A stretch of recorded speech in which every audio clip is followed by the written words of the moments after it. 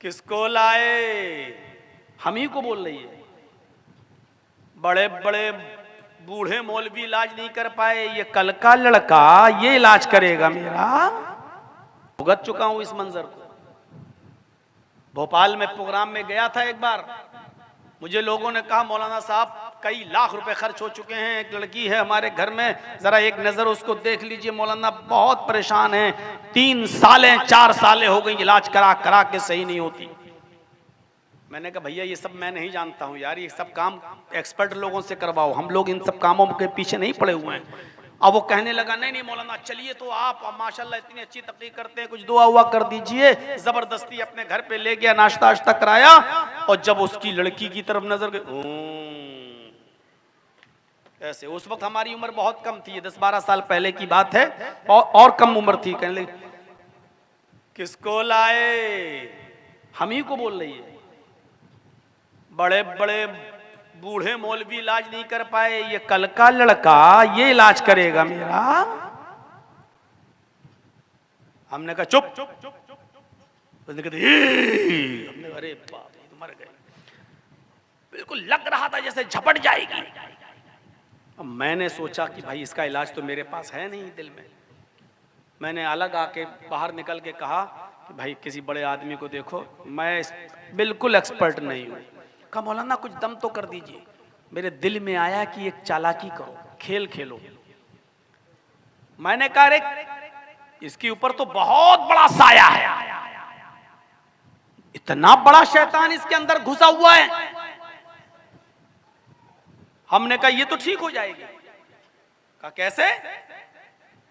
जबकि मैं सिर्फ एक धूल में लाठी मार रहा हूं, मुझे कुछ पता नहीं है। मैंने कहा कि तेल गरम करो, सरसों का तेल लाओ। बोला कितना? हमने कहा एक लीटर। 1 लीटर तेल लाया और उसी लड़की के सामने स्टोव जलाया गया और उस पर रख दिया उसको उबलने के लिए, खोलने के लिए।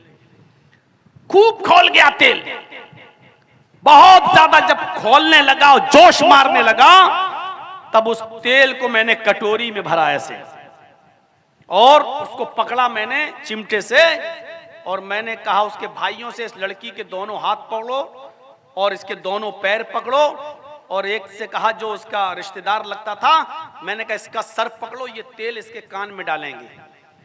क्यों? मैंने कहा वो जिन्नात जो शैतान इसके अंदर घुसा हुआ है वो कान के रास्ते ही से बाहर निकलेगा, ये बिल्कुल ठीक हो जाएगी आज के बाद। ये खोलता हुआ तेल इसके कान में डालना है, और वो अपने आंख से देख रही है, उबलता हुआ खोलता हुआ।